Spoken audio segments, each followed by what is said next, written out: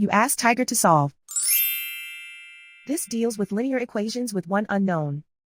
The final result is x equals -7. Let's solve it step by step.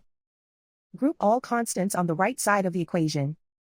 Subtract 5 from both sides. Group like terms. Simplify the arithmetic.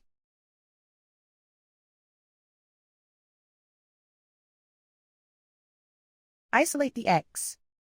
Divide both sides by -7. Cancel out the negatives. Simplify the fraction. Move the negative sign from the denominator to the numerator.